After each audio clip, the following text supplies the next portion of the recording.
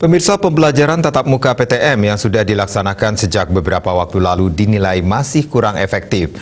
Kondisi ini mengingat PTM dilaksanakan secara bergilir sehingga siswa sangat jarang bertatap muka langsung dengan para guru di sekolah. Pembelajaran tatap muka yang sudah dilakukan beberapa waktu lalu masih dibatasi khususnya di daerah Bali.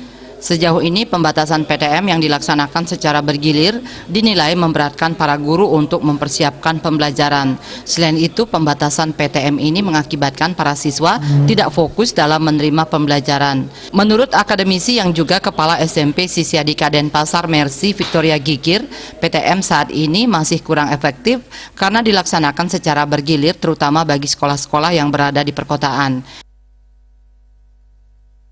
Di samping itu, para siswa juga sedikit tidak fokus dengan pembelajaran. Jadi menurut saya ini mungkin kurang efektif karena harus bergilir terutama di sekolah-sekolah di perkotaan. Karena mereka sekolahnya bergilir.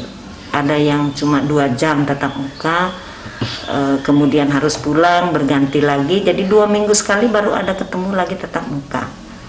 Ini membuat para guru kerepotan dalam mempersiapkan pembelajarannya. Tetapi yang namanya guru, apapun keadaannya tetap dengan setia, dengan sungguh-sungguh mereka mau melayani karena memang tugasnya adalah melayani para siswa.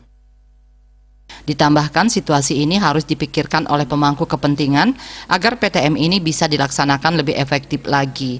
Karena bagaimanapun juga sentuhan langsung dari para guru sangatlah penting untuk siswa sehingga dapat membentuk karakter anak itu sendiri. Andika, Bali TV.